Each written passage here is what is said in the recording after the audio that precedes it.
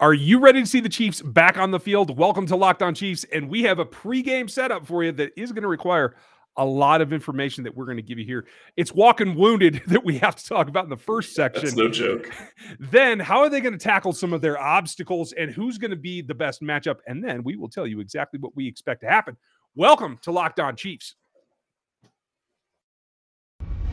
From the land of the free and the home of the Chiefs, this is the Locked On Chiefs podcast.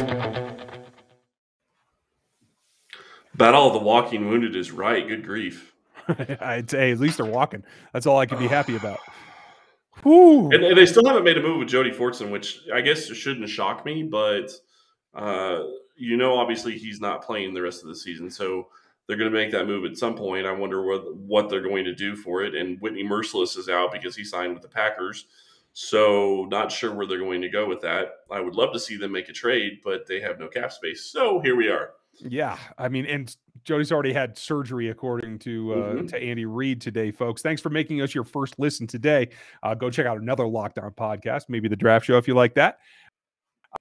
And sorry, I'm sitting here looking at my phone. I'm just sitting here looking at my phone with all the injuries going, good grief. Yeah, I had to open a browser window. Yeah. Michael Burton, Jody Fortson, Tyreek Hill, Anthony Hitchens, and Joe Thuney all did not practice. We knew about Fortson. That's an obvious one. I will say this. I don't think Burton plays, and it sounds like Anthony Hitchens isn't going to play, which to me, actually, I think could signify the end of his time in Kansas City, not necessarily this year, but the end of the time is him starting in Kansas City. Chris Jones, Travis Kelce, Tyrann Mathieu, and Shavarius Ward were all limited for the second day in a row. I would imagine that Travis Kelce and Tyrann Mathieu are going to play regardless. Chris Jones and Ward, I think it's up in the air.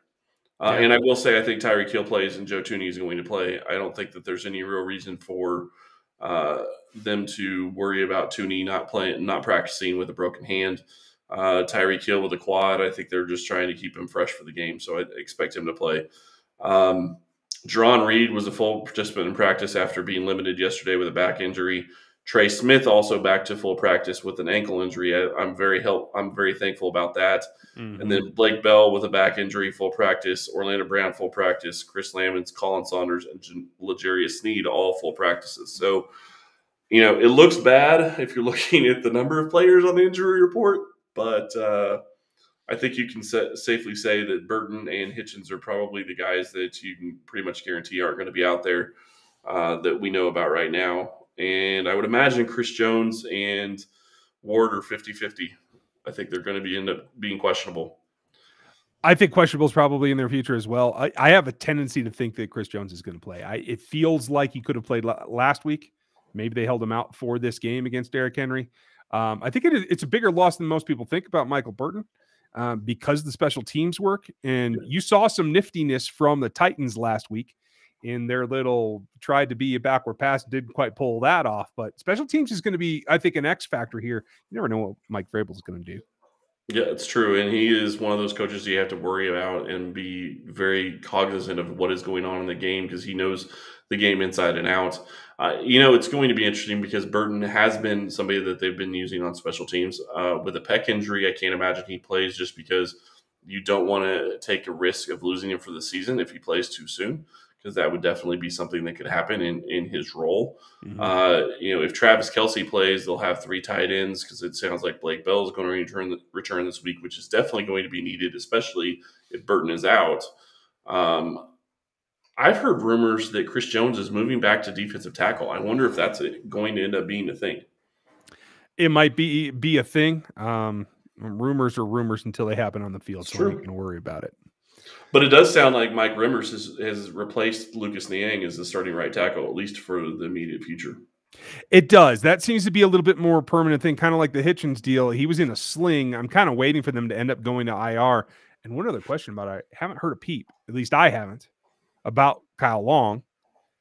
Evidently, Trey Smith being back, that means the ankle's okay. But there's a lot going on with this team that could be up in the air, I think. Yeah, well, Kyle Long could start practicing this week, but since they haven't made a move, he can't start practicing, so he's not going to be coming back from IR.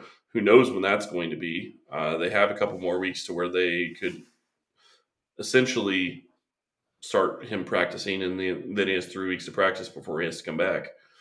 But it's funny that you look at that situation because LDT, who you thought would have been maybe active in last week, still wasn't active with injuries on the offensive line. So I don't know what to make of that whole situation. And that's the point that I am, like you were talking about before, cap space versus a trade value. It's got to be Blythe or LDT if there's going to be a trade happening, right? And so are there teams out there that are desperate enough for offensive line that you could move one of those guys? Well, I don't know. LDT would have to waive his trade clause, no trade clause. Right. And I'm sure he wants to play, so I don't anticipate that being a problem. Other than I know that he likes being here. So like it would have to be good for him as well. But like you said, the merciless signing elsewhere, I don't know if there's much out there. We'll see if anything happens next week. It'll probably start to heat up next week, folks. If we get anything, we'll let you know. But really quick, I just want to throw this out there. The one person that they could trade for, but they don't have the cap space for, is Emmanuel Ogbah in Miami. I find that comical. I know, don't you? Well, it's going to be very curious because Miami is rumored to be in a very big trade right now with Deshaun Watson, and if that happens, they could really need the additional picks in order to make that happen. So I can see Ogbah getting moved. Yeah, possibly. Not to Kansas City, unfortunately. No. And they're not clearing room or cutting guys for Emmanuel Ogbah. I'm pretty sure of that. If they want to do that, they would have kept him the first time. I'm pretty positive. But hey, stranger things have happened, right? A couple of these injuries lead to some replacements. We're going to talk about that coming up because there's a lot of iffiness about who's going to adapt to that. And if I was going to try to go figure it out, I'd probably go put some money on the line at BetOnline.ag and try to get some money out of it. Yes, I'm not letting go of that one. I know you guys are excited about the start of basketball season and the new web interface. I'm not there yet. Football is the only thing that matters, so just keep betting on that. It remains your number one spot for basketball and football this season. So check that out. Head over to the new site, use your mobile or your desktop, whatever you like, and sign up today, and you'll receive a 50% welcome bonus on your first deposit. So you put in $100, you get 50 on top of it from them. All you got to do is remember to use the bonus promo code. That is Locked On, and that's how you get your bonus. From all those sports that are important to all the ones that aren't, you can do it all. Vegas-style games and the whole 9 yards over at BetOnline.ag, the fastest and easiest way to bet all of your favorite sports. BetOnline.ag, where the game starts. Where the game starts, one guy in particular that I had in my notes from last week that I think I totally forgot to even mention. But the thing about Blake Bell and now Jody Fortson, right? Do you think this is where they start to use Noah Gray more? I don't think they're going to have a choice if they want to use two tight end sets and they want somebody that can catch the ball. Blake Bell has shown that he's really not that tight end, and I do think that they want to be able to use that. So the question is Gray going to be ready? And I do think that he could be, but it's still going to be a huge thing for him to step into, Jody Fortson's shoes. Fortson at least had a couple of years to get used to the pro game and get his body ready for it. Mm-hmm. Gray is coming from Duke, so I can't imagine he's really ready for the type of grinding that's going to take. But I think that they're going to have to use him more. And thankfully, Blake Bell should be back, so that'll give him the ability to do two tight end sets and use Blake Bell as a blocker. But again, he's not going to give you somebody that's going to really go out and catch the ball, and that's what they're going to need if they want to move the ball like they have been using Fortson. Yeah. Although the argument could be made that Fortson's touches could just go to a guy that they'd signed a couple of weeks ago in Josh Gordon. I'm holding my breath. I went and picked him up in the Dynasty League, the only fantasy league that I played, just in case. But I'm waiting, and I'm not going to put my money on that yet. If it comes to a specific situation, maybe they dialed something up this week. But it doesn't feel like they feel he's got enough of the offense down to be applicable in a number of situations. It seems to be kind of still a tight grouping for what he's got in terms of the playbook. Yeah, and I think that's to be expected with somebody that just joined the team a couple of weeks ago. It doesn't shock me that they don't feel he has the offense down.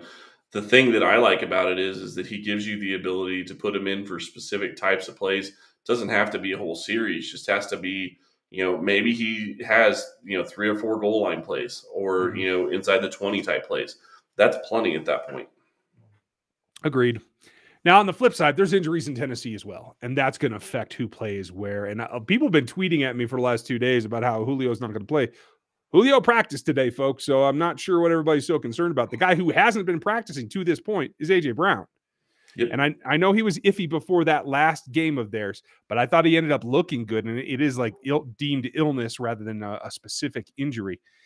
Derrick Henry did not practice this week yet either as well. I think that is just a rust issue, as That's we've what seen they've him said do in the past. Yeah, I mean, this is the thing. I mean, let's not stress out the locomotive that you have to ride in order to get a win here this next week, because with all due respect to Ryan Tannehill, without the run game with Derrick Henry at the head of it, I don't know what chance they think they can have. Yep. And Taylor Lewan doesn't look like he's going to be cleared from the concussion protocol. At least that's what it looks like right now. So that could be a big deal. Although the funny part about that is that Kansas City's defensive line hasn't really been taking advantage of teams that they should take advantage of. So who knows whether or not that's actually going to be an issue. There is that. That's fair. But take a step back. If they have an opportunity, good. Let's hope that they can take advantage of a backup. But if they out either one or both of their star wide receivers, what does that do for the freshly rebooted secondary of the Chiefs defense?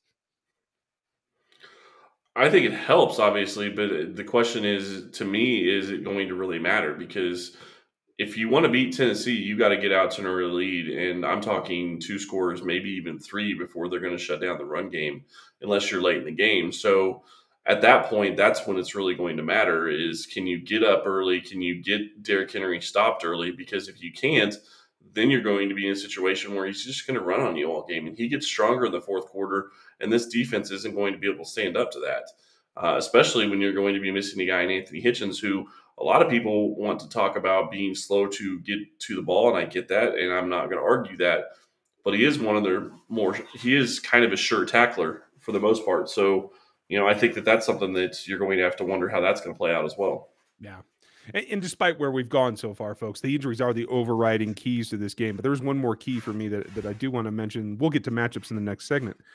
But the key for me is you can't stop Derrick Henry from getting his yards. I mean, unless he goes down to injury, especially against this defense, you're not going to stop him. The key for me is don't allow him to become a guy that keeps him in the game by scoring quickly. So don't allow those 25, 45, 75-yard touchdowns. And as long as you make them earn it, much like the defenses are trying to make Patrick and the offense earn it by working down the field, I think that bodes in the Chiefs' direction every time. Yeah, and I think that could help them. But the problem that you're going to run into is if you get to a point where you're usually in 3rd and 2 or 3rd and 3 or 3rd and 4, they're going to be able to run the ball and they're going to get a first down most of the time, at least with the way this defense has been playing. Just because, if Kansas City goes and stacks the box and puts in maybe a bear front and puts in 5 defensive linemen to try to stop the running game, the question is, how is that going to end up working out? And I just don't know that that's going to work. I think that they're still going to be able to run the ball on them. Yeah, it's a tough one. There's a lot about how you're going to prevent the one guy that you have to prevent from eating all day long. Yep. And I like how you say that, because you're sitting here talking about eating. And I will say, I just had one of these earlier today. Built Bar is absolutely fantastic. Thank you for that, sir. I'm not sure what flavors you have there. There you go. I have all the flavors. Oh, look at you. Built Bar has many delicious flavors, as Ryan has just pointed out. Coconut, cherry barcia, raspberry mint brownie, double chocolate, salted caramel, strawberry orange, cookies and cream, German chocolate. The cookie dough chunk is absolutely phenomenal. Be looking for that. It is probably my favorite flavor right now. If you haven't tried all the flavors, you can get a mixed box where you get 2 of each of the 9 different flavors.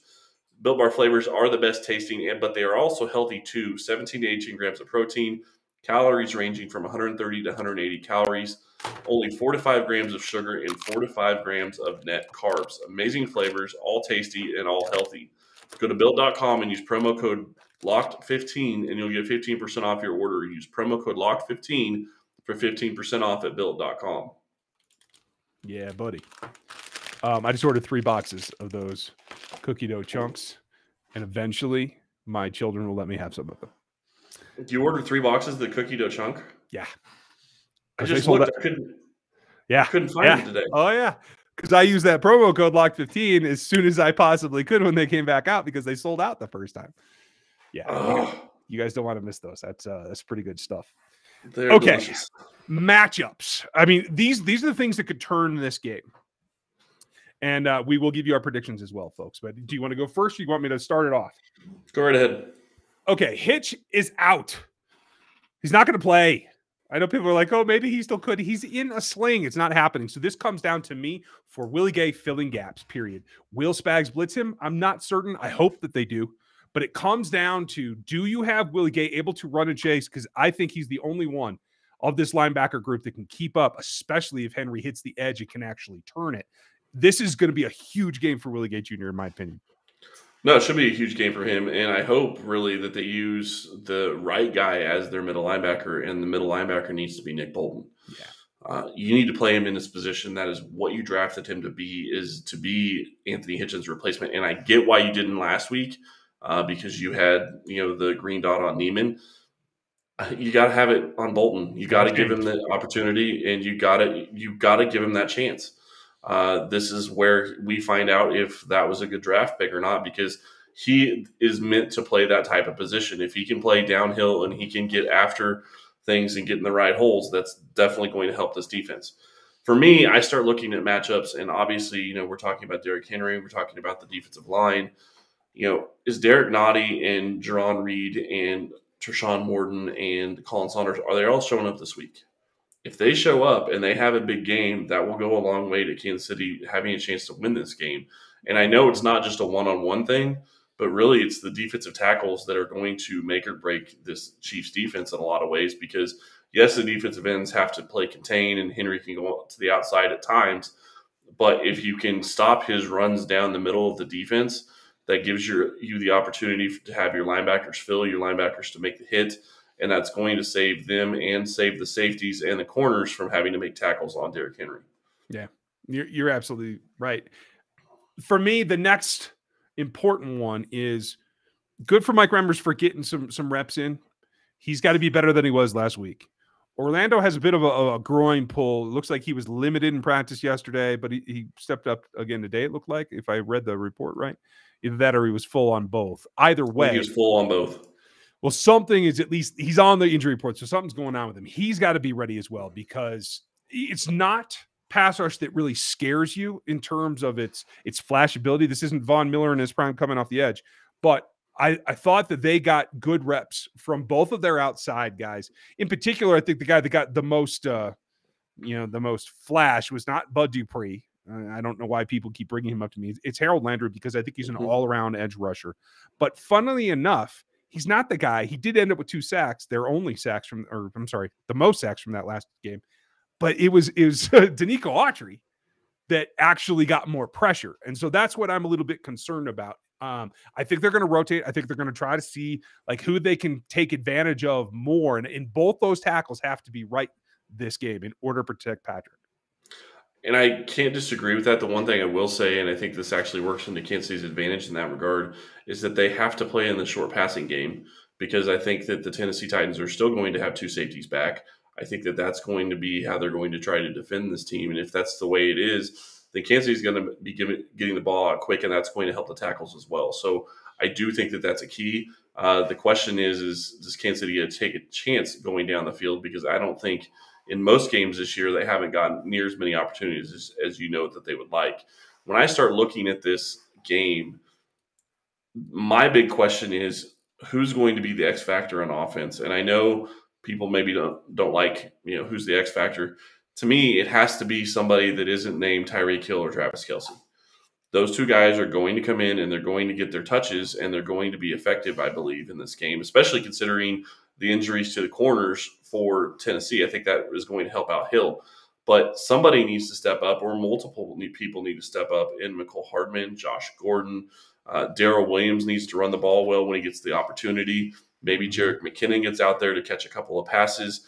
You have to have another weapon on this offense, and somebody else has to step up, because you lost a playmaker. And yes, I'll call him a playmaker because Fortson was making plays when he was in the game and had the opportunity. That was a fantastic catch. and he will not get enough credit for it that he had last week. He will from us. Well, he will from us, yes, but he will not get enough credit elsewhere, and he really deserves it because that catch was amazing. It was just a great catch, and it looked very reminiscent of the catch or the type of play that Anthony Sherman had a couple of years ago against the Chargers. It looked like a similar type route where he was leaking out, and Fortson made a great play on the ball. Kansas City has to have somebody that can step up and do something, and it doesn't have to be multiple plays. It doesn't have to be 10 plays. It has to be, can they make 3 or 4 splash plays? Can Mecole Hardman get a 30 or 40-yard play? Can Demarcus Robinson get a 30 or 40-yard play? He's capable. Can Byron Pringle get a 30 or 40-yard play? And what is Josh Gordon going to do when he gets in the game? I'm with you. And I actually, of course, looked at it the exact opposite way because I don't know whether it's going to be Mecole on the outside, D-Rob on the outside, maybe Gordon. But either way, and I refuse to do this. It fed me up on the broadcast the last time I watched it. I'm going to call the man Janoris, folks. I refuse to call him Jack Rabbit. Okay? I think that's silly and ridiculous. But there was a lot of success had targeting him. He gave up the most yardage of any DB. They lost their rookie, Caleb available for this. So for me, it comes down to torn ACL. He's out. Oh, I hadn't even seen that confirmation. Okay, so yeah, he's definitely out. But for me, it comes down to making the most of your matchup and targeting Janoris Jenkins. And I think it depends on how you go about it, who gets the better targets. But I think he is the weak link and probably where Patrick needs to start if they're going to zero in on somebody. Yeah. And I can't say I wouldn't argue with that. But, when I start looking at this game, again, I have to go back to who is it outside of Hill and Kelce? Because until they find another person that can step in, and again, like I said, it doesn't have to be the same guy week to week. It could be multiple different guys. If they can all step in and be successful at different times, then that's fine. Use your matchups. Andy Reid has to create space for these guys to get open. And one of the things that really stood out to me that Derrick tweeted out after the game was nobody had separation other than Byron Pringle and Tyreek Hill last week. And you cannot expect Patrick to do his thing if you can't get separation on your routes. No. And there are some guys that should have separation on all their routes.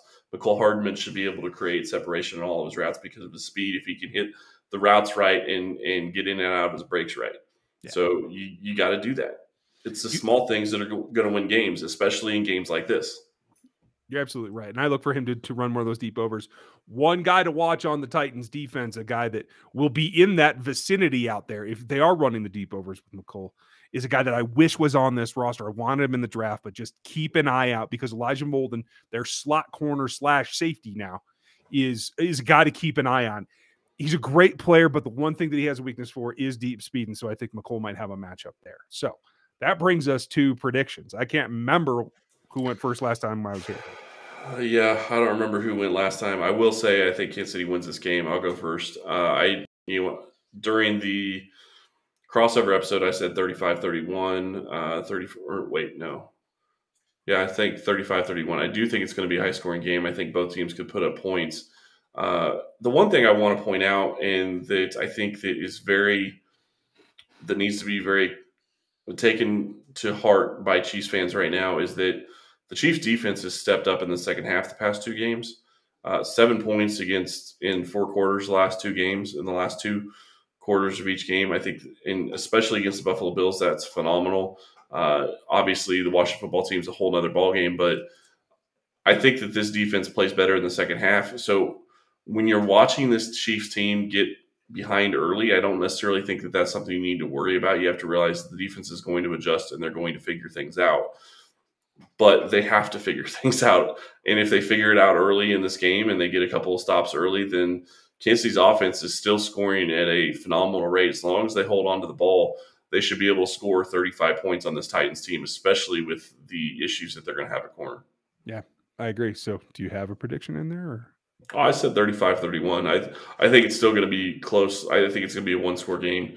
But again, it really just depends. If the defense shows up and they're able to, stop Henry early, then maybe Tennessee has to go try to throw the ball more. And if either Brown or Julio are out, that's going to hurt their passing offense because they don't have much depth behind them right now. I just wanted to give you an opportunity to change it from the crossover, which, folks, you can go listen to yesterday with Tyler on the show with Chris. I'm much of the same ilk, but it feels like it's going to be a slugfest until the end, where I think they're going to open it up again. It is about controlling the explosive plays from Henry and Jones in particular. AJ Brown's going to get his if he plays. But I think those two guys, if you can just control the explosive 20-plus yard plays, I think they're going to be just fine. I see this ending 38-28 Chiefs, with maybe them having to defend the last possession as the Titans try to make a run. But we want to know what you think. Leave your comments down on the YouTube as you like, sub, and hit the bell as well. And if you would leave it in the iTunes reviews too. We haven't had a lot of those lately. We still love you guys that listen on audio. This is not a video-only podcast, so if you would check that out, we would appreciate it. We're going to be back with you post-game, as we always are. We generally record it as the game ends. I think we'll try to do that again this week. Chris, I'm feeling optimistic. I hope that you are as well. Yeah, I'm feeling optimistic. I think that Kansas City gets to a over 500 record, which would be something considering the way the season started. So I'm feeling good about it. Knock on wood. Folks, have a great weekend. We will talk to you post-game. And I hope that you guys are happier than we were, I don't know, last time I did a pregame, which was, I think, before Philly, right? Okay. That'll be it. Thanks for listening today. We'll talk to you then.